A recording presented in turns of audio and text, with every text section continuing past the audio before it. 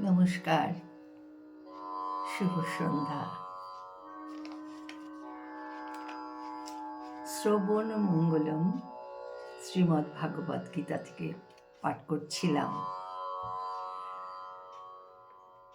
আমরা প্রায় দশম অধ্যায় শেষ করে পরে একাদশ অধ্যায় প্রবেশ করব। ভগবান শ্রীকৃষ্ণ অর্জুনকে তার বিভূতি সম্বন্ধে বলছেন যে তিনি সব, মানুষের মধ্যে যা কিছু আছে, পৃথিবীর মধ্যে যা কিছু আছে, সব তিনি।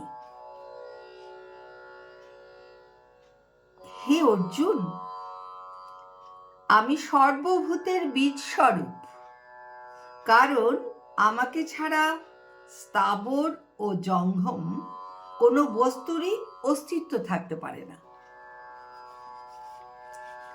হে পরন্তপ, আমার দিব্য বিভূতি সমূহের অন্ত নেই।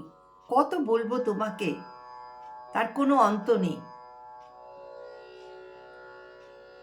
আমি এই সমস্ত যে তোমাকে বিভূতির কথা বললাম, সেটা সংক্ষিপ্ত আকারে বললাম।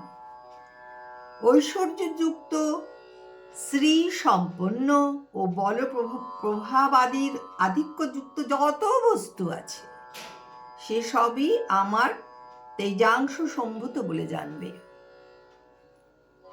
হে অর্জুন, এই প্রকার বহু জ্ঞানের তোমার কি প্রয়োজন? আমি আমার এক অংশের দ্বারা সমস্ত জগতে ব্যক্ত হয়ে অবস্থিত আছি। তখন ভগবান শ্রীকৃষ্ণ বলছেন যে এখনো বুঝতে পারছো না, তা তোমার এত কি জানার দরকার? আমি মাত্র আমার একাংশ দ্বারা সমস্ত জগতে ব্যক্ত হয়ে আছি। তুমি এবার নিজের মধ্যে ফিরে এসো। যখন এই সমস্ত বিভূতিতেও অর্জুনের ঠিক মতো উপলব্ধি হচ্ছে না, তখন ভগবান শ্রীকৃষ্ণ বিশ্বরূপ দেখালেন। সে বড় কঠিন। বিশ্বরূপ অর্জুন তার সাদা চোখে দেখতে পাননি, তাকে ভগবান কৃপা করেছিলেন। সেই জন্য অর্জুনের বিশ্বরূপ দর্শন হয়েছিল। আর ধৃতরাষ্ট্রের যে সারথি ছিলেন রথের, তারও বিশ্বরূপ দর্শন হয়েছিল। আজ এই পর্যন্ত থাক। কালকে একাদশ অধ্যায় বিশ্বরূপ দর্শন আমরা আসব।